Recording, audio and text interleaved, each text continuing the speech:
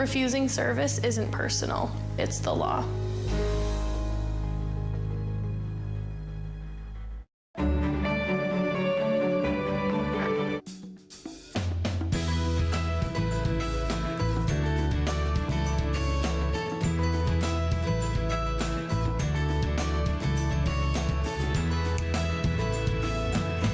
Bienvenue à Entre nous, exclusivement sur les ondes de TV Rogers. Je suis Claude Andrea Bonny. Je me ferai un réel plaisir de passer la prochaine heure avec vous. Aujourd'hui à l'émission, nous allons parler avec Nathalie Coutou qui va nous inviter à 2 événements organisés par la communauté autochtone. Véronique Sylvain des éditions David sera aussi avec nous durant la prochaine heure. Et tout de suite pour commencer, je parle avec la propriétaire de la boutique Rafetna. Et Marie, tu me disais que cette boutique-là, elle a sa place dans la communauté. Oui, bonjour Claude et merci de m'avoir invité à votre émission. La galerie Rafetna, parce qu'on est sorti de boutique et on est allé à galerie. Alors, je vais vous raconter rapidement pourquoi et la place de cette galerie dans la communauté. En fait, au début, c'était un rêve d'avoir une belle boutique africaine et au fil du temps, la communauté nous a amenés à ce qu'on est devenu, qui est une galerie d'art et des cultures africaines, où les gens adorent venir passer des journées, découvrir l'Afrique, découvrir les cultures ancestrales et surtout les jeunes des écoles qui viennent voir ce qu'on a et surtout le vivre ensemble, le fait de ne pas avoir peur de l'autre, l'échange culturel. Et c'est devenu un endroit où on a plaisir à partager. Alors, c'est un lieu de rencontre de ce que je suis en train de comprendre, là, de toute culture, en fait. C'est pas seulement pour les Africains, mais il y a toutes sortes de cultures qui viennent vous rencontrer pour voir qu'est-ce que vous avez, pour même goûter vos mets, parce que j'ai eu la chance d'en goûter. Il y a de très bonnes choses à goûter aussi là-bas. Donc, ça, c'est vraiment, je dirais, un joyau pour la communauté. Je me demande maintenant comment vous vivez la crise, parce que là, on est en distanciation sociale. Il n'y a plus personne qui peut venir à la boutique, à la galerie. Malheureusement, oui. Malheureusement, la crise nous a mis la clé à la porte pour quelque temps. Ça fait 1 mois et demi qu'on est fermé. Et c'est très difficile parce que, comme tout le monde, ça fait 2 ans que Rafetna existe, mais pour un début d'entreprise, c'est dur. C'est dur. On le vit vraiment difficilement et on a peur. Notre peur aujourd'hui, c'est de pouvoir mettre la clé à la porte, enlever ce rêve-là aux gens, les gens qui ont pris du temps à découvrir, à échanger, parce que c'est pas juste un endroit où il y a que des Noirs ou des Africains. On y trouve blancs, chinois, chocolat, marron, c'est le mélange des cultures. Et à travers ça, nous communiquons, nous faisons des ateliers, des lectures pour les enfants, des ateliers pour des adultes, la découverte de l'autre. C'est devenu comme un centre culturel. Et d'ailleurs, nous allons vers ça si le corona nous le permet, bien sûr.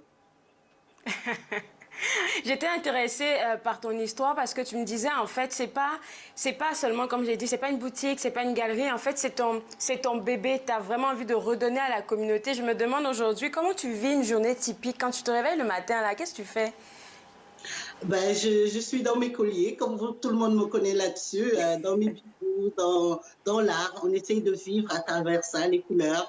Et toujours en train de discuter avec la communauté et discuter avec les amis de Rafetna. Parce que les gens posent beaucoup de questions, se demandent est-ce qu'on va perdre cet endroit? C'est ça. Et c'est vrai qu'on voyait un peu partout parce qu'on ne fit pas dans les programmes donnés par le gouvernement, malheureusement.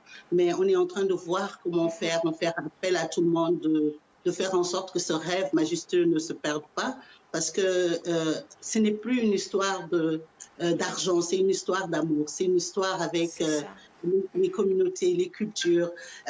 Si on fait savoir que Rafetna ne fait pas d'argent, mais donne beaucoup de cœur, croyez-moi que c'est vrai. Ça donne plus d'amour et on s'est habitué à ça.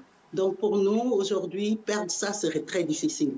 Parce que voir chaque fois qu'un enfant rentre dans cette galerie et les questions qu'il te pose, d'où vient ceci, les origines, et se poser des questions de savoir, oh, c'est comme ça l'Afrique, c'est comme ça chez vous, ça lutte contre le racisme, ça fait en sorte qu'on puisse vivre ensemble. Vivre ensemble, c'est la plus belle chose que Rafetna a pu donner à la communauté durant les 2 années qu'elle existe sur Montreal. Je t'entends et je suis pas mal sûre que ça va bien aller. Je suis vraiment convaincue de ça. Ça va super bien aller. Et là, tu me disais que pour tes journées, tu faisais des colliers. J'en ai vu quelques-uns. Moi, je capote sur ces affaires-là. Et puis, je me demande comment les gens peuvent te soutenir. C'est clair qu'on peut acheter des affaires, mais est-ce que tout est planifié, tout est prêt pour ça? Oui, en ce moment, nous invitons les gens à aller sur la page Facebook et Instagram pour voir les programmes qu'on met pour pouvoir soutenir et d'acheter en ligne. Et c'est vrai que la mise en vente en ligne n'est pas totalement prête, mais nous offrons des cartes cadeaux. C'est-à-dire, vous faites un achat d'un montant, on vous donne un bon qui vous permet, dès qu'on reprend le service, pouvoir venir chercher, choisir tranquillement ce que vous avez choisi. Marème, merci beaucoup et je pense qu'on va se parler dans quelques semaines parce que tu vas nous parler des défis des commerces communautaires. On se voit une prochaine fois. Au revoir. Merci beaucoup et à bientôt sur Rafetna. Alors, pour aller les soutenir, n'oubliez pas, comme elle a dit, visiter leur Facebook et leur Instagram. On se voit juste après la pause. Vous regardez Entre nous, exclusivement sur les ondes de TV Rogers.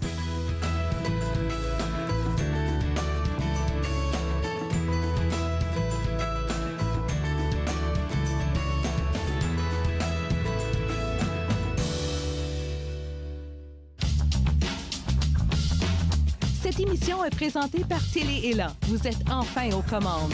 Pour en savoir plus, visitez rogers.com.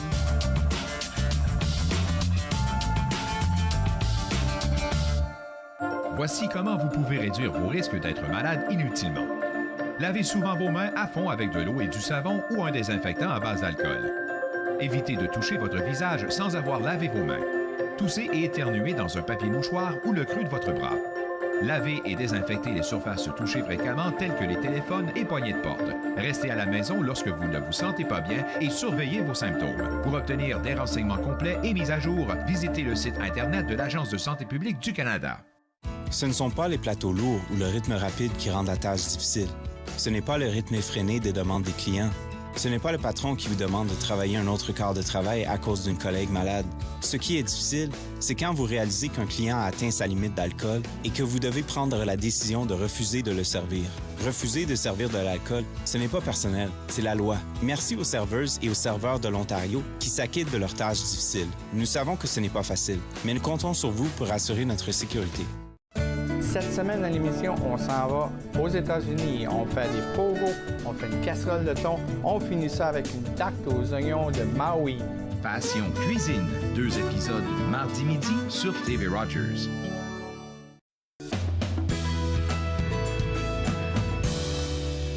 De retour à Entre nous, exclusivement sur les ondes de TV Rogers. Vous savez que tous les musées ont viré au virtuel et il y a plein d'affaires qui se passent au Musée canadien de la nature. Pour en parler, Laurence est avec moi et je pense que tu as une nouvelle à annoncer au grand public. Il y a un concours, ou je devrais dire un prix, qui se dénomme Inspiration Nature. Qu'est-ce que tu pourrais nous dire sur ça? Oui, donc en fait, c'est quelque chose qu'on a commencé au Musée canadien de la nature en 2014.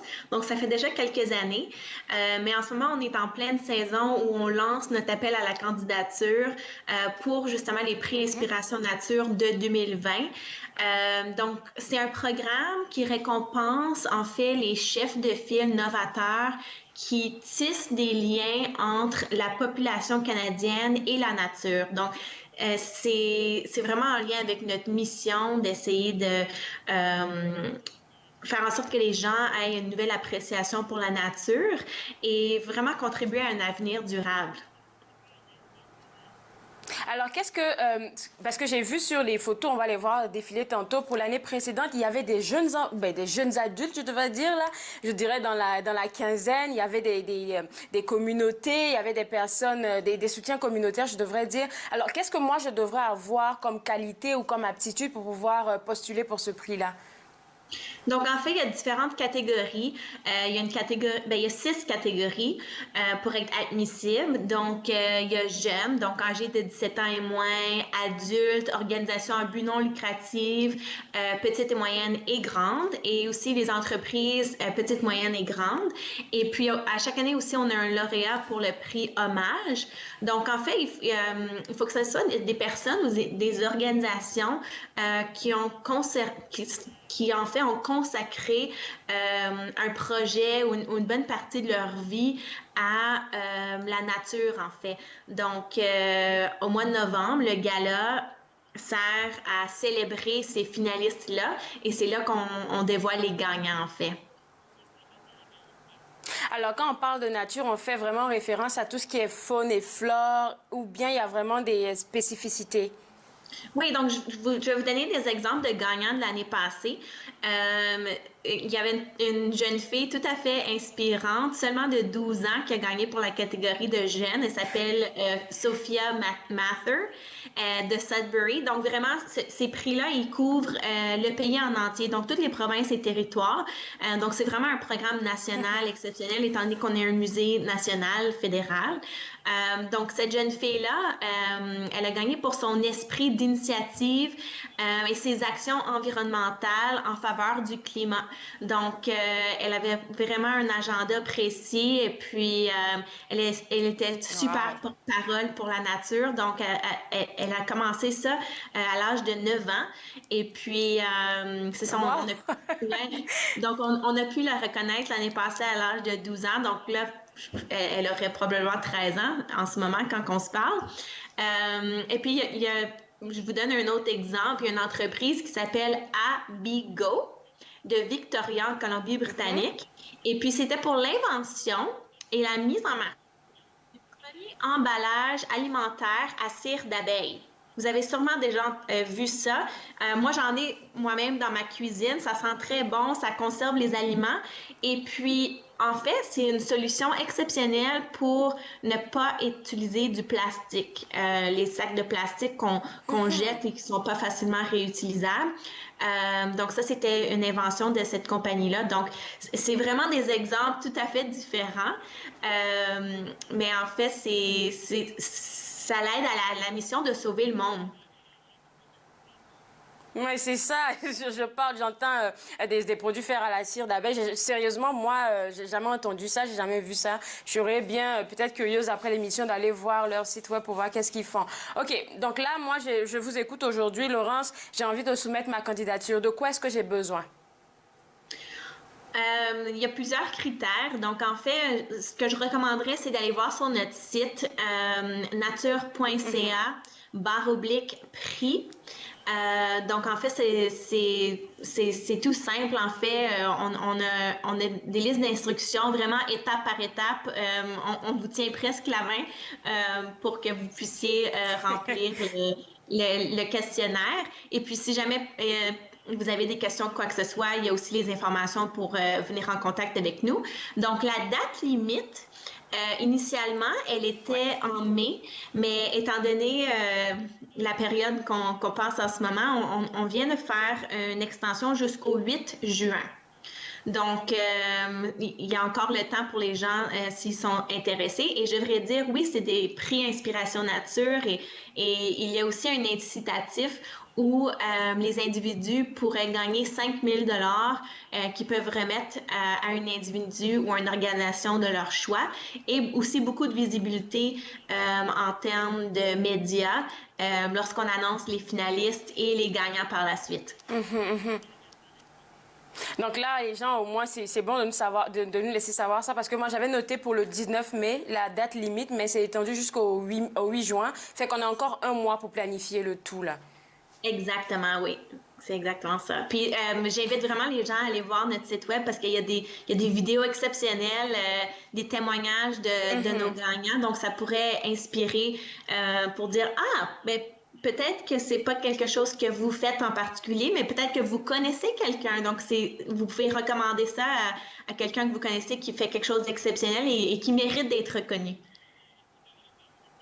C'est ça. Donc, on va inviter les gens à visiter le site web pour aller soumettre une candidature. Maintenant, Laurence, j'aimerais qu'on parle de vos tournées virtuelles. Oui! Donc, nos tournées virtuelles, c'est quelque chose de tout nouveau. C'est quelque chose qu'on a fait en réaction de notre fermeture le 13 mars. En fait, il y a mes collègues au moins dans le département de marketing qui se sont faufilés dans le musée pour faire des tournées de différentes galeries afin qu'on puisse rester en contact avec notre public. Donc, en fait, on veut toujours être où est-ce que notre public est. Et présentement, c'est à la maison. Donc, comment est-ce qu'on reste en contact avec eux? C'est par des tournées virtuelles. Donc, on a visité le musée. Certaines galeries étaient fermées, donc on a fait de notre mieux. Et puis, c'est ça, on a visité les galeries de l'eau, des mammifères, des fossiles, de l'Arctique et même dans notre espace de papillons vivants. C'est ça, parce que c'est ça que je te confiais jusqu'avant qu'on ne passe en ondes. Là, j'ai eu la chance d'aller voir des vidéos, c'est gratuit, donc le monde peut aller le voir facilement. Et puis, j'ai beaucoup aimé la galerie de l'Arctique parce qu'en même temps, ça nous donne une idée de qu'est-ce qu'on veut faire après le confinement. Parce que quand j'ai regardé la vidéo, je me suis dit automatiquement, il faut que j'y aille après que le confinement soit passé. Et je veux toucher aussi tout ce que les enfants ont pu toucher dans la vidéo. Oui, c'est ça. Donc, je trouve que les deux expériences sont vraiment complémentaires parce que quand on regarde les vidéos en ligne, il y a vraiment les petites anecdotes et les petites histoires et les faits saillants que si on visiterait et qu'on ne lit pas nécessairement tout, où on n'a pas vraiment un expert ou un employé du musée qui explique, c'est différent. Mais en vrai, c'est là qu'on peut vraiment ressentir le froid dans la galerie de l'Arctique et toucher la glace et les sons et la lumière. Et vraiment, c'est multisensoriel. Ou même dans notre solarium où il y a les papillons, c'est là qu'on ressent la chaleur. Il fait 25 degrés, c'est humide et il n'y a rien qui compare à l'expérience d'avoir un papillon qui se dépose sur votre épaule ou quelque chose comme ça. Donc, je veux dire, c'est deux expériences... C'est tellement beau, là, il faut le dire. Là, la vidéo avec les papillons, là, c'est trop beau. Il y a des couleurs, écoute. C'est magique. Oui, c'est absolument magique. C'est comme un conte de fées. Mais là, je vois derrière vous, vous avez des petits origamis de papillons. Oui! Donc, c'est ça. J'ai mes papillons à moi aussi, là. Oui. Donc, ça me fait penser à d'autres ressources qu'on a en ligne. On essaie de garder les familles occupées. Donc, pourquoi pas avec le sujet de la nature. Donc, on a, par exemple, des pages à colorier où que les gens peuvent imprimer chez eux et faire ça ensemble. Aussi, on a montré justement des vidéos d'origami que les gens peuvent plier du papier à la maison et faire des papillons comme vous avez justement derrière vous. C'est ça. Ouais. C'est ça. Alors, toutes ces ressources-là se retrouvent sur votre site. Ouais, merci beaucoup, Laurence, et puis bonne journée à toi. Oui, au revoir. Merci. Alors, deux affaires pour vous. Pour le prix Inspiration Nature, ça sera www.nature.ca/prix Inspire Prix. Et puis, vous allez soumettre votre candidature. Et pour les tournées virtuelles, ça sera tout simplement www.nature.ca ou même vous pouvez aller sur YouTube et puis vous allez chercher les vidéos pour le Musée canadien de la nature. Je parle maintenant avec Ginette Gratton. Et aujourd'hui, Ginette, tu m'as dit que tu voulais t'adresser aux parents parce qu'ils doivent prendre des décisions en ce moment de crise. Oui, les parents doivent prendre des décisions importantes. Une petite parenthèse sur les papillons en liberté là, au musée. C'est tellement une belle exposition. Ça va me manquer beaucoup cette année. Cette visite. J'ai déjà fait ma planification. Là, c'est clair que je vais aller la voir là, après le confinement. Oui, c'est merveilleux, ici et à Montréal aussi. Alors oui, les parents devront prendre des décisions importantes pour eux, pour leurs enfants, pour les familles, au cours des semaines et des mois à venir. Puis avant de prendre ces décisions, je pense que c'est important de réfléchir au sens de ce que nous sommes appelés à vivre présentement, à ce que ça signifie pour nous, de prendre un peu de recul pour voir un peu plus grand que rien que la pandémie et le confinement. Et j'invite tout le monde, dans ce sens-là, à regarder un poème sur YouTube qui est lu par un jeune poète, dans la vingtaine avancée. Il est cinéaste également. Son nom de plume, c'est Tom Foolery. C'est Thomas, son nom Thomas Roberts, je pense. Et le titre, c'est sur YouTube présentement. Il y a plus de 20 millions de personnes qui l'ont regardé en date d'hier. Et le titre, c'est The Great Realization, la grande prise de conscience. Et ça représente Parce qu'il y a deux façons de voir la situation présentement. Il y a ceux qui veulent qu'on retourne vite, parce que sinon, on va perdre notre style de vie. Là, la panique, on est pris de panique. Et c'est beaucoup ce qu'on voit dans plusieurs des dirigeants, des corporations et des dirigeants politiques, mais pas tous, mais plusieurs. Et de l'autre côté, on a ce poème qui nous parle, c'est écrit comme un conte qu'on raconte aux enfants avant d'aller se coucher. Et dans ce poème, le poète nous parle de la vie avant le virus. Ça commence, ces deux enfants de 5 et 6 ans qui disent « Raconte-nous encore l'histoire du virus ». Puis il dit « Ah non, je vous l'ai déjà raconté plusieurs fois. » Il dit « Oui, mais on aime ça. » Donc il raconte, il dit « On vivait dans un monde de déchets et de merveilles, un monde de pauvreté et d'abondance, un monde où si on avait de l'argent, tous nos désirs pouvaient être réalisés dans 24 heures. Dans un monde dans lequel on communiquait beaucoup, mais on avait oublié de parler. Tout le monde était sur son écran, les bambins avaient un téléphone. Il y avait beaucoup de bruit, mais on se sentait seul. Le ciel était couvert, il était recouvert. On ne pouvait plus voir les étoiles, mais on prenait l'avion pour essayer de trouver les étoiles ailleurs. On conduisait, on tournait en rond. On avait oublié de marcher, on avait oublié de courir. L'océan était rempli de plastique. Puis, un jour, on pouvait boire, on pouvait acheter, on jouait à la loterie. On pensait que tout allait bien, mais dans le fond, on savait que quelque chose allait mal. Et un jour, il y a eu la pandémie. Et les gouvernements nous ont dit de rester chez nous. Et pendant ce temps-là, la nature a eu le temps de se réparer. La forêt a eu le temps de réapprendre à respirer. Les poissons aussi. On a commencé à dire merci en applaudissant. On s'est souvenu comment sourire. On s'est souvenu d'appeler notre mère, voir comment ça allait. Et pendant que nos clés s'empoussiéraient, on avait hâte de retourner courir. Et lorsqu'on nous a dit qu'on pouvait sortir, enfin, on a préféré le monde qu'on a trouvé que le monde qu'on avait laissé derrière soi.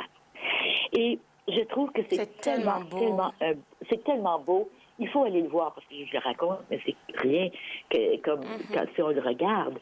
Et ça nous fait prendre conscience du sens de la vie. Et de ces personnes qui nous disent présentement là, que tout est correct. De toute façon, il y a du monde qui meurt, mais ils vont mourir quand même. C'est pas grave. Il faut retourner où on était. Là, si on retourne pas vite où on était, on va perdre notre style de vie. Mais un style de vie on sait qu'il ne collait pas à notre humanité. Et là-dessus... Qui nous détruisait, dans le fond, là. Oui, puis entre autres, les écoles. OK, ici, à Ottawa, en Ontario, les écoles ne sont pas ouvertes. Dieu merci. Au Québec, j'ai lu des lettres de certains parents m'ont envoyé les lettres qu'ils ont reçues de leur école. Et les enfants, là, on ne pense pas à leur éducation là, quand on veut les retourner à l'école. On ne pense pas à leur bien-être. On pense bien qu'à les envoyer à l'école pour que les parents puissent retourner travailler. C'est la seule chose que je peux voir. Parce qu'on dit, par exemple, il y a une lettre, entre autres, il y a 4 pages écrites en petits caractères de comment ça va se passer à l'école. Entre autres, les enfants ne pourront pas jouer à des jeux d'équipe. Ce sera des jeux calmes, assis derrière leur pupitre, afin de respecter la distanciation. Ils vont être... aucun contact physique ne sera autorisé. Des mesures strictes de lavage et nettoyage fréquent des mains seront mises en place. Il faudra garder une distance de 2 mètres entre chaque élève. Imaginez-vous de dire ça à un enfant de 6 ans. Il ne sait même pas c'est quoi 2 mètres. Il faudra garder une distance de 2 mètres entre l'enseignant et l'enfant. On va parler à nos élèves à 2 mètres de distance. Les adultes ne pourront pas entrer dans la bulle de 2 mètres des élèves. Les élèves ne pourront pas avoir de papier ni de crayon, ne pourront pas avoir de matériel parce qu'ils pourraient mettre des microbes, des virus dessus. C'est ridicule. Et puis là, on dit aux parents, choisissez entre ça ou restez à la maison, mais il faut que vous retourniez travailler. Parce que si vous ne retournez pas travailler, vous allez perdre votre assurance emploi. Bien, c'est un non-sens présentement. Et je me dis, c'est à chacun de nous de prendre la décision dans cette situation-là. Comment est-ce qu'on veut vivre la pandémie, parce que c'est loin d'être fini, là. On nous parle comme si tout était correct, mais le nombre de morts augmente à tous les jours. On est pire aujourd'hui qu'on était lorsqu'on nous a dit de se confiner. Bien, tout à coup, on nous dit qu'il faut retourner.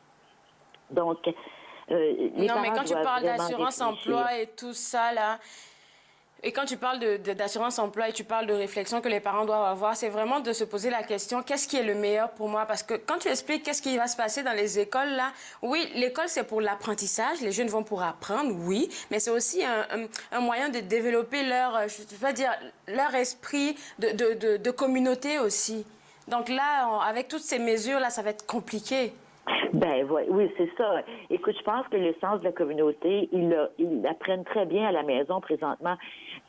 Écoute, je comprends que des gens qui financièrement ont des problèmes, là. Et puis ça, je sais que c'est vrai. Et puis mon cœur va vraiment vers ces petites entreprises où les gens ont vraiment investi de leur personne pour créer un petit restaurant, un petit magasin, une petite boutique, une brasserie, quelque chose. Et là, tout à coup, il n'y a plus rien qui fonctionne.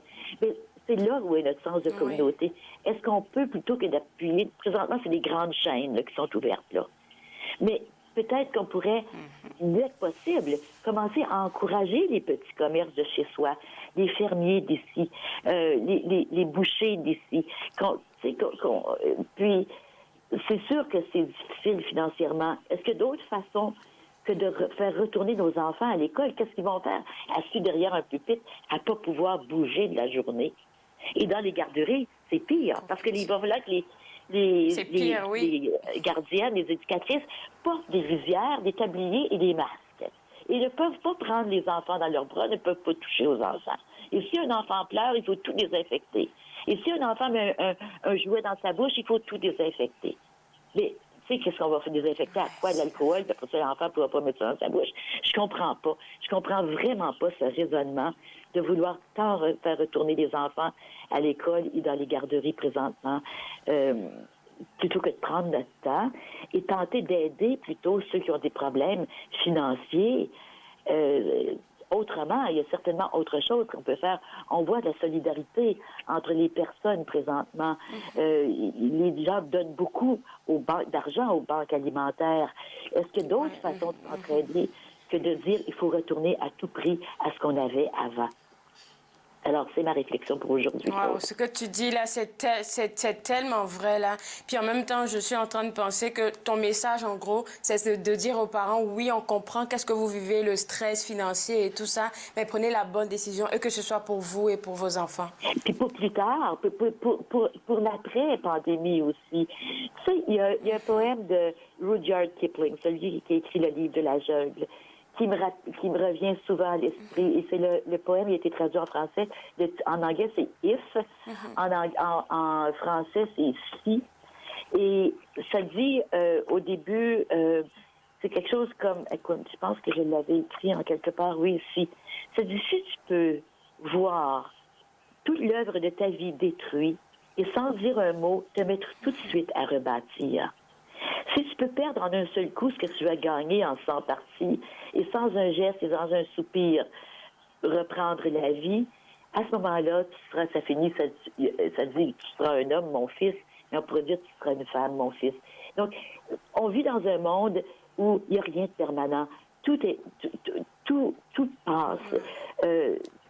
Tout finit un jour. C'est qu'est-ce qu'on fait avec la situation et comment on s'entraide comme communauté pour passer à travers ce moment difficile et peut-être créer quelque chose de plus beau. Il y a des gens qui vont me dire, Ginette, tu vis dans La La Land, là, mais j'aime mieux vivre là et viser vers quelque chose qui se rapproche de cette utopie que de retourner où nous étions avant et où les gens ne se parlaient pas et où tout le monde déplore les écrans et la communication constante et cette pauvreté et cette richesse qui, dans 1% de la société, 1% de la société a tout l'argent, plus que les 99 autres %. Donc, c'est pas normal. Alors, c'est ma réflexion pour aujourd'hui. C'est vraiment pas normal. Merci du fond du cœur pour ces belles réflexions qui, je suis sûre, a touché plus d'une personne. On se voit la semaine prochaine. Bye. Oui. Et puis, Claude, j'invite les gens à aller voir sur YouTube The Great Realization. C'est tellement beau, tellement beau. Merci. Alors, comme elle a dit, n'oubliez pas de visiter le YouTube de Great Realization. C'est une vidéo, un poème qui saura peut-être vous inspirer pour prendre vos réponses ou prendre vos décisions. On se voit juste après la pause. On parlera avec Nathalie Coutou. Vous regardez Entre nous, exclusivement sur les ondes de TV Rogers.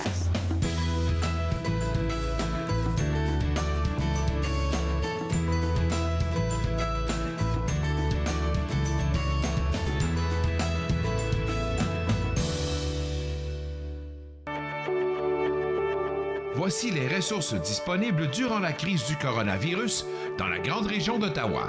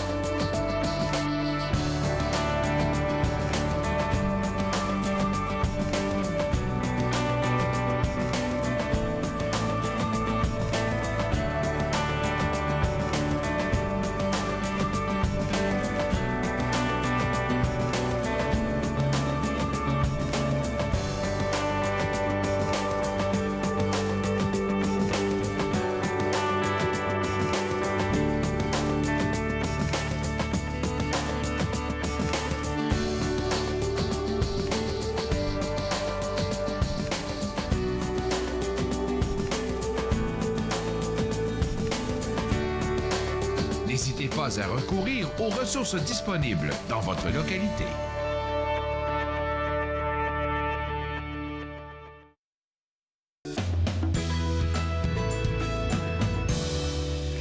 De retour Entre nous exclusivement sur les ondes de TV Rogers. On parle maintenant avec Nathalie Coutou de la boutique Kewa. Et aujourd'hui, tu aimerais nous inviter à deux cérémonies qui sont lancées par le Groupe national des aînés autochtones. Et j'ai bien hâte d'en parler avec toi. Oui, effectivement, c'est une première au niveau de l'histoire de l'humanité d'avoir autant d'aînés se regrouper par les moyens de la technologie pour offrir une cérémonie pour la Terre, pour notre Terre-Mère. Donc, la première cérémonie, c'est demain, soir de pleine lune. Et comme on sait que la pleine lune, c'est notre relation avec, dans l'histoire de la création, avec tout ce qui est les connaissances de nos lignées maternelles, nos grands-mères.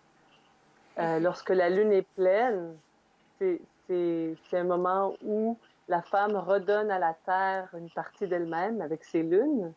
C'est comme un gros moment. Puis les aînés ont choisi cette lune-là pour justement avoir une connexion planétaire avec toutes les nations du monde, que ce soit les peuples de l'Afrique, de l'Europe, de l'Australie, peu importe la provenance, c'est vraiment de se lier à cette connexion-là qu'on a avec le lien avec la femme, la terre, celle qui donne la vie, la nourricière, la planète. Fait que ce qui est extraordinaire dans ce mouvement-là, c'est vraiment pour qu'on puisse tous avoir une pensée collective ensemble. Fait que ça va se faire le jour de la pleine lune. Oui. Puis ensuite, est-ce que c'est un événement qui se fait à chaque pleine lune ou bien c'est seulement exceptionnel pour ce moment de crise que nous vivons? Bien, cet événement-là, c'est vraiment une première au niveau du Canada d'avoir autant d'aînés en même temps par le biais de la technologie. Pour inviter tout le monde. Mais les connaissances, les cérémonies, le savoir ancestral, les gardiens des connaissances, eux, tranquillement, sont en train de partir. Donc, c'est la première fois que ça se vit avec la nouvelle technologie. Ça, c'est important de le dire. Mais c'est des méthodes ancestrales. Puis là, ce qui se passe, c'est qu'on ouvre au niveau du cœur, de l'esprit, puis on invite les gens à prendre part à ces cérémonies-là.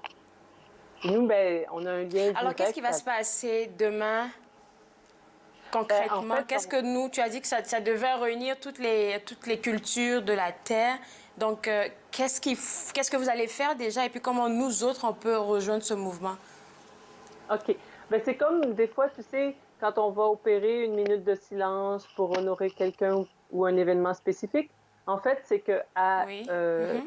sur à une heure donnée, là, à un moment donné, à travers la planète, les gens peuvent aller sur le Facebook, le lien, et puis en même temps faire une pause, puis un petit voyage vers prendre part à la cérémonie, de dire que ben, les aînés du Canada, d'est en ouest, de nord au sud, se réunissent dans tous les territoires pour prier pour la Terre, pour la relation qu'on a, nous, les humains, avec cette Terre-là. Et donc, concrètement, on peut assister ou on peut participer. On peut participer à distance et dire, par exemple, moi, chez moi, j'ai une petite coquille d'abalone avec la sauge. Je peux faire mon rituel en même temps qu'eux, puis me connecter avec eux au niveau de l'esprit. Puis s'il y en a qui n'ont pas de sauge, ils peuvent aller sur mon site Internet. On a la sauge disponible pour les gens. Parce que c'est important de savoir où est-ce qu'on peut trouver ces médecines-là. Oui, c'est vrai. Et puis demain, je sais que on va lever les pipes sacrées. C'est quoi? Oui. Tu peux m'expliquer un peu qu'est-ce que c'est et puis qu'est-ce que ça signifie quand on le lève? Oui, OK. D'abord, il faut savoir que dans le territoire au Canada, il y a des rituels ancestrales qui ont perduré à travers le temps, mais qui avaient été illégaux jusqu'en 1960. Et là, les aînés qui vont faire ce rituel-là vont tenir le calumet, donc la pipe sacrée, le calumet de paix. Puis chacun, les porteurs de calumet, c'est des gens qui marchent dans le chemin qu'on appelle le chemin rouge. Donc, ils sont des modèles, ils sont des exemples pour leur descendance, leur communauté. Et puis, au niveau de leur action, quelqu'un qui porte une pipe a toujours accès à quelqu'un appelle puis a besoin d'une cérémonie ou quelqu'un arrive chez eux. C'est des gens de médecine, c'est des gens qui continuent à perpétuer les traditions très fortement ancrées sur la prière. Et puis, tu sais, nous, au village à Wakefield, quand on ouvrait la porte de Kewa à une culture vivante, on avait ces cérémonies-là. Donc, je vous ai envoyé des petites photos pour montrer un peu le lien de qu'est-ce que c'est quand on regarde une cérémonie d'abord, il y a le feu sacré. J'ai une photo qui s'appelle Feu sacré à Wakefield. Et ça, c'était dans un tipi. Puis on voit les enfants avec une aînée qui s'appelle Abuela Margarita, avec une autre photo qui s'appelle Abuela Margarita et qui est accompagnée de Luce Bélanger. Alors, Luce Bélanger, elle, c'est ma sœur d'esprit. Elle est métisse algonquine. Elle habite dans la région, mais c'est aussi une personne qui marche dans ce chemin-là. Elle est porteuse du calumet, elle aussi. Et puis, elle va dans la région ici, elle va se joindre à la cérémonie comme ça. Elle fait des enseignements. Elle a été très impliquée avec aussi le Mexique. Elle parle le langage des gens l'espagnol. Mais on va voir aussi le Stephen Augustine. Alors là, j'ai la photo qui s'appelle Nathalie et Stephen et Luce. Celle-là, c'était... Parce qu'il y a un lien entre vous deux, là. Complètement.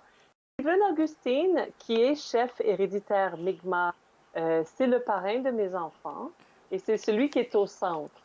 Il est le mari d'Arlette, qui est la femme qui m'a introduit, moi, à ma culture ancestrale. Et donc, sur la photo, on voit, il y a moi, il y a Stephen et Luce, qui est aussi porteuse de calumet.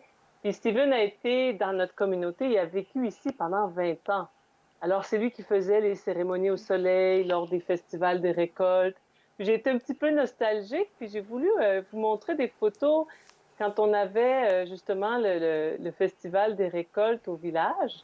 On voit, il y a des cérémonies avec enfants, la photo, là. Vous allez voir, il est là au tambour. Et puis, il y a tous les enfants de l'école qui marchaient du haut de la colline, qui venaient voir les connaissances ancestrales. Parce que la cérémonie qu'il va y avoir, elle parle aussi de passer à la prochaine génération les connaissances ancestrales. Et puis là, ici, il y a Luce et moi encore qui travaillons de concert. Fait que, tu sais, c'est vraiment important pour moi dans Kewa de mettre l'aspect humain puis la rencontre entre les peuples. Parce que c'est là où si tous les peuples de la Terre se joignent à prendre soin de la Terre avec leur force, bien, on parle d'aller vers l'avant, on parle d'un message qui nous lie à l'existence même. C'est quand même assez fantastique. Puis je pense qu'on a besoin de ça. C'est tellement beau à chaque fois qu'on parle avec toi. Là, il y a tellement de beauté, tellement de douceur dans tes histoires. Donc ça, c'est pour le 7 mai. C'est donc demain. Je ne sais pas l'heure, mais tu penses qu'on peut aller facilement le retrouver sur ton Facebook. Je pense que même sur ton Facebook, tu l'as partagé. Je ne l'ai pas encore partagé parce que j'ai reçu l'invitation hier, puis j'étais toute énervée.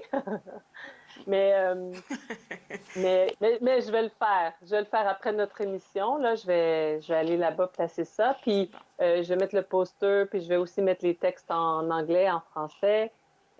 Si jamais il y a encore du temps pour la photo, il y a une photo qui s'appelle « Cérémonie avec notre communauté ».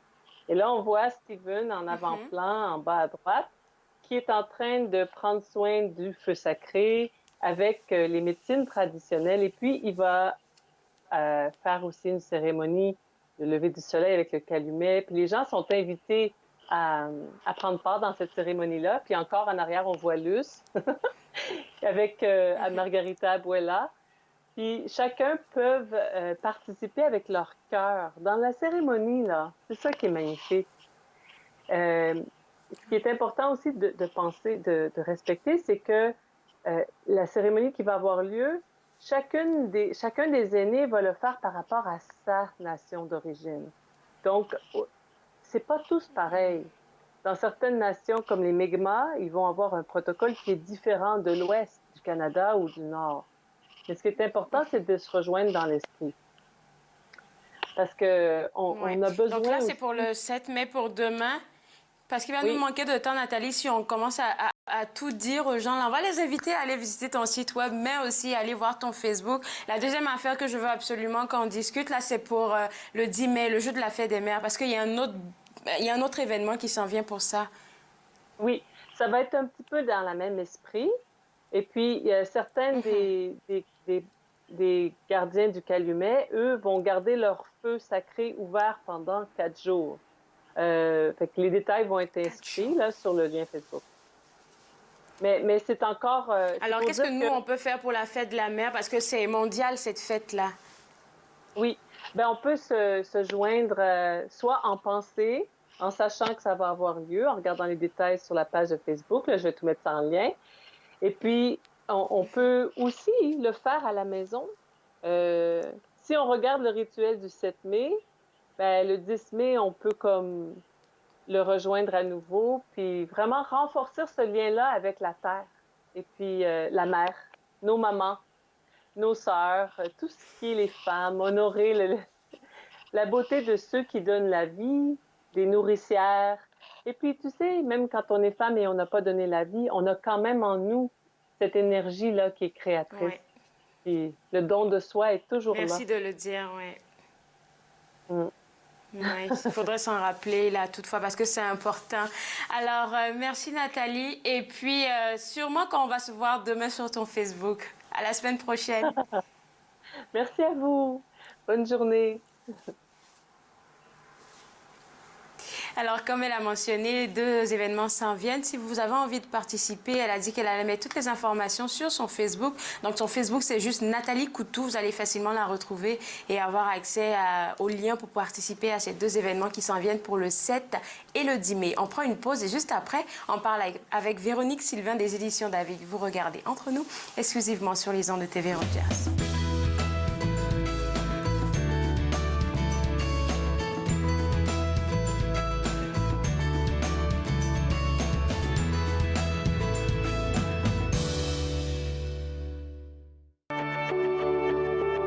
Voici les ressources disponibles durant la crise du coronavirus dans la grande région d'Ottawa.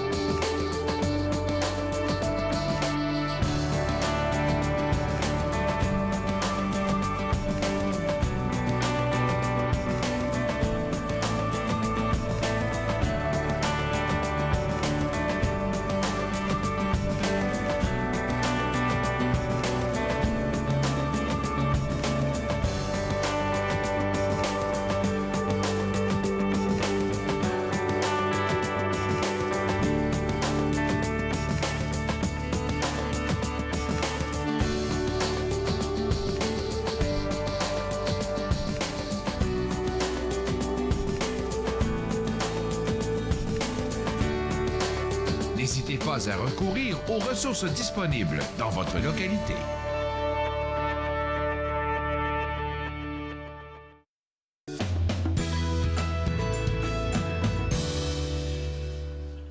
De retour entre nous exclusivement sur les ondes de TV Rogers, on parle maintenant avec Véronique Sylvain des éditions David.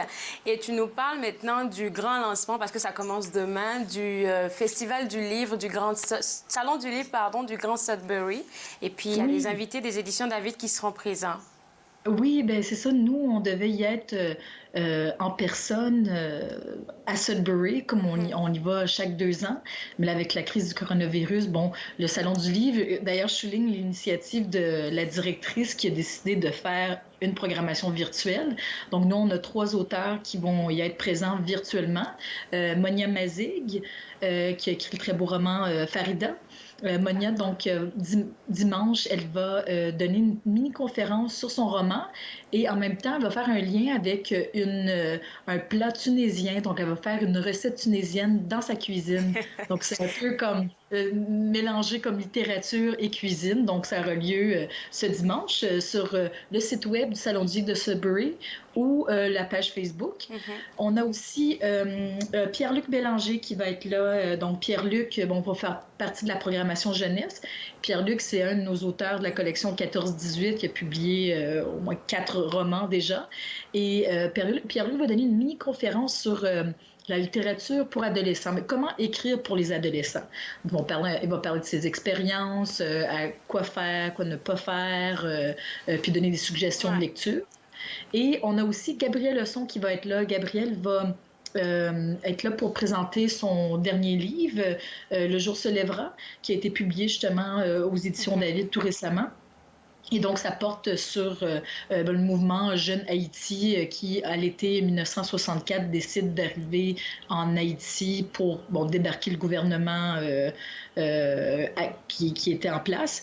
Et donc, Gabrielle va parler de ce roman-là, mais aussi donner une mini-conférence sur le sujet. Donc, c'est ça, donc en ligne sur le site web ou la page Facebook du Salon du livre.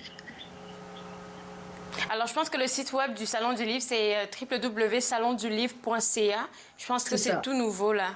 Oui, ils viennent de le lancer hier. Puis ce qui est vraiment chouette, c'est qu'on va pouvoir voir des vidéos aussi sur le site web. Je crois qu'il va y avoir des capsules audio aussi. Toute la programmation adulte et jeunesse est en ligne. Et ce qui est chouette aussi, c'est que vu que c'est virtuel, donc on n'est pas obligé d'être à Sudbury pour assister aux événements, aux activités.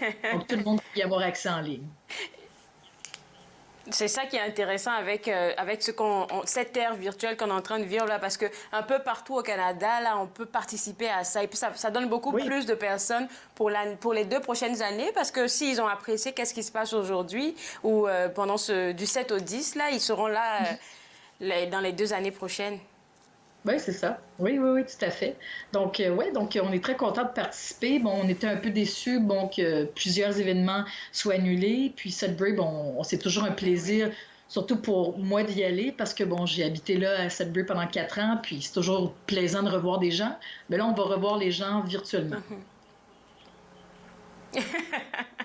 Alors là, on va les inviter à visiter le site web encore une fois, www.salondulivre.ca ou leur Facebook pour participer à cet événement-là. Et là, tu as des suggestions pour le printemps à nous donner. Oui, parce que, on avait fait la suggestion, surtout de lecture de poésie pour le confinement. On se disait, on a des recueils de poésie qui étaient sortis. On disait, les gens peuvent en profiter pour les découvrir. Puis là, avec le déconfinement, puis aussi le printemps qui vient d'arriver, vous dire qu'on est chanceux. Il fait très beau récemment, un peu frisquet, mais il fait beau. Oui. Le temps est encore à la lecture. Donc, ce que j'ai proposé, justement, c'est de reprendre des bons romans qu'on a publiés, puis de dire aux gens de les découvrir. Donc, sur le web, ça peut être avec leslibraires.ca sur notre site web, donc aussi en librairie. Et donc, on propose de redécouvrir Farida qu'on vient de publier, justement, de Monia Mazig, qui se passe justement en Tunisie entre 1940 et 1990. Et c'est une histoire, de femmes, de la transmission intergénérationnelle aussi, aussi, donc l'histoire de femmes fortes aussi. Donc ça, on vous propose de le redécouvrir. On a aussi Anoukchette, une fillette au pays des Khmers rouges qu'on a publié à l'automne dernier. Et ça a été justement coécrit, écrit par Henriette Levasseur d'après le récit de Anoukchette. Et Anoukchette Swang raconte l'histoire d'une survivante du régime des Khmers rouges au Cambodge. Puis ça, c'est le régime des Khmers rouges avait vraiment détruit le Cambodge dans les années 70. Donc ça, c'est un très beau livre, un peu dur aussi, mais c'est l'histoire d'une petite fille qui raconte comment elle a vécu les événements au Cambodge. Donc ça, à redécouvrir. La soutane dévoilée de Jean Mossen-Famille, que vous avez justement invité la semaine dernière. Un très beau roman, qui met en lumière le parcours exceptionnel d'une femme, Chagaret Eldor, qui est la première femme à avoir régné sur un pays arabo-musulman. Donc, une histoire, un roman historique, un roman d'amour aussi, des parties aussi très sensuelles, très, très bien écrits. Puis, donc, ça, on vous propose de le redécouvrir. Et ce roman aussi de Jean Boisjoli, peut-être, je crois que toi, tu me disais que tu l'avais lu. Moi, Sam, Oui. Donc, pour les gens qui sont un peu plus dans le roman policier, le thriller, Moi, Sam El Janis, ça se passe dans la région d'Ottawa, dans le quartier Vanier, mais aussi dans la côte de Sable. Et c'est l'histoire de Sam qui suit son psychiatre, étant donné qu'il a été accusé du meurtre de Janice, qui est une femme qu'il fréquentait. Donc là, tout au long de l'histoire, on se pose la question, est-ce que c'est vrai, est-ce que c'est pas vrai, qu'est-ce qui est... Donc, même le psychiatre a un peu de la difficulté à discerner si le personnage lui joue des tours. Donc, ça, c'est un très bon roman aussi que je vous propose de redécouvrir. Moi, Sam El Janis. Le jour se lèvera de Gabriel Leçon. Comme tout à l'heure, j'en parlais, ça raconte l'histoire des jeunes hommes qui ont décidé à l'été 64, dans le sud-ouest d'Haïti, de débarquer, renverser le régime de François Duvalier. Donc, c'est une histoire, pas très... un peu violente aussi, mais qui permet de reparler de ces jeunes... De comprendre l'histoire. Oui, comprendre l'histoire, de reprendre ces jeunes garçons qui, autrement, seraient tombés dans l'oubli. Donc, le livre permet de les remémorer. Et finalement, on a le très beau roman de Didier Leclerc. Donc, ça parle aussi de confinement, puisque c'est un jeune, pas un jeune, mais un octogénaire qui est dans une maison très luxueuse de Toronto. Et c'est son anniversaire. Il est avec ses 3 ex-femmes et toute sa famille. Ex-femmes. 3 ex-femmes, oui. Puis ces ex-femmes essaient d'un peu de l'avoir aussi, parce que lui, il a perdu aussi la parole dû à un événement traumatique. Donc, il ne parle pas, mais il observe, il écoute beaucoup. Donc, c'est amusant aussi de voir donc, ses observations. Donc, c'est ça. Puis sinon, on a d'autres livres qui sont disponibles sur le catalogue des éditions David, tant pour les adultes que pour les adolescents. Et nous aussi, on va avoir des activités, comme je te dis, avec le Salon du livre du Grand Sudbury. On a aussi un lancement qu'on prépare à la fin du mois de mai, dont je dévoilerai les détails sous peu. Et on a... Oui, c'est ça. Et on a également, une activité peut-être dont on pourrait parler avec Éric Charlebois et David Groux. Ça pourrait... Donc, en principe, ça devrait être la semaine prochaine, le 14 mai, et j'attends encore la confirmation de certains détails, mais ce sera avec le Centre culturel de Paris, donc sur la page Facebook du Centre culturel. Ce sera une lecture bilingue, parce que le Centre culturel canadien, on organise en principe des activités culturelles, littéraires aussi, bilingues, pour donner un aperçu du Canada, de ce qui est du côté culturel. On va donner des détails pour la semaine prochaine, parce que tu me disais que c'était en train de se peaufiner. Donc, on va garder ça pour la semaine prochaine. Il nous reste quelques secondes. Je voulais juste savoir pourquoi tu as changé de couple. Je pense qu'il y a une belle histoire derrière. Là, il nous reste 40 secondes. Moi, j'ai organisé une campagne de fonds au printemps dernier, avant le confinement. Puis, je voulais amasser 1 000 $ pour Épilepsie Ottawa. Puis je me suis dit, si j'amassais 1 000 $, j'allais raser ma tête. Puis finalement, j'ai amassé 1 300 $, donc j'ai dû raser ma tête. Donc, voilà, c'est pour le confinement, là.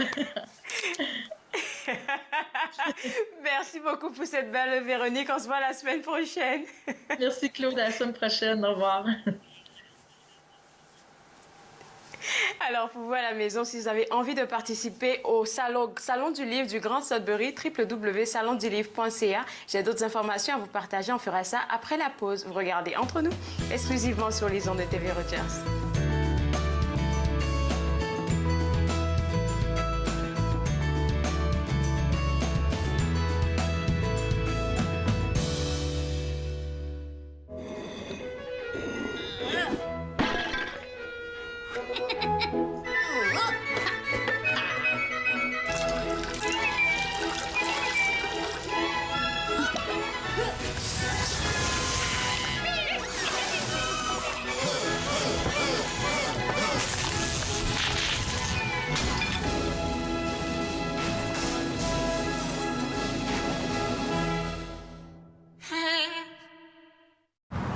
Ici, je vais mettre des arbres qui est un jaune brun. Le peintre des 4 saisons, samedi 13h30 sur TV Rogers.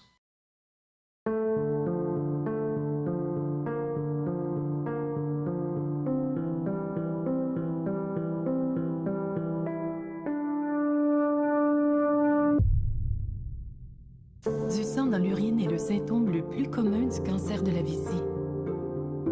N'ignorez pas ce signe, pas même une seule fois.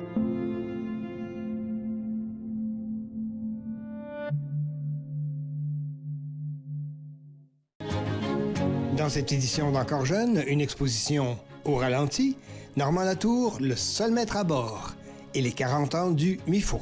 Encore jeune, dimanche 19h sur TV Rogers. De retour à Entre nous exclusivement sur les ondes de TV Rogers. Ça fait un bout de temps que j'ai pas eu l'occasion de vous rappeler les numéros de téléphone super importants que vous devriez avoir à portée de main. Alors, c'est celui de Télésanté Ontario au 1-866-797-0000 et celui du Centre de détresse d'Ottawa, le 613-238-3311. Ces numéros sont accessibles en tout temps, fait que si vous avez envie de parler à quelqu'un ou vous avez envie de jaser, oui, c'est ça. Vous allez juste appeler ces numéros-là pour avoir quelqu'un au bout du ligne qui sûrement vous fera du bien. Vous savez, c'est la semaine de la santé mentale et il y a plein d'outils qui sont disponibles sur leur site web, donc www.semaine-de-la-santé-mentale.ca. Hier, j'ai fait un tour sur ce site web-là et franchement, il y a beaucoup d'outils, surtout l'outil d'introspection pour savoir à quel niveau est votre santé mentale. C'est quelque chose que vous devez utiliser, surtout en ce moment de crise que nous sommes en train de traverser. Troisième invitation que j'ai à vous faire, c'est de visiter le Facebook de Nathalie Coutou. Elle nous a parlé de deux événements qui s'en viennent le 7 et le 10 mai. Donc, elle aura toutes les informations sur son Facebook. Si vous avez envie de participer à ça, je vous inviterai à voir son Facebook. Je me suis fait le plaisir de passer cette heure avec vous. Restez connectés. On se voit demain à l'émission. Au revoir.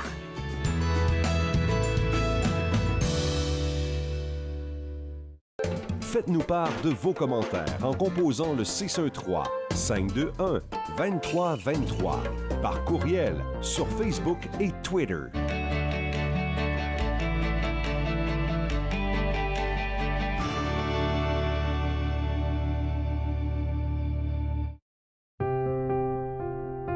Les commerces, les restaurants et les services locaux d'Ottawa font partie importante de notre tissu urbain. Nous pouvons les aider en ces temps difficiles. Commandez chez eux en ligne, achetez des chèques cadeaux à utiliser plus tard, commandez des repas à emporter ou à livrer, démontrez votre soutien sur les réseaux sociaux. S'il vous plaît, faites-le aujourd'hui. En savoir plus, visitez ottawa.ca/acheter local.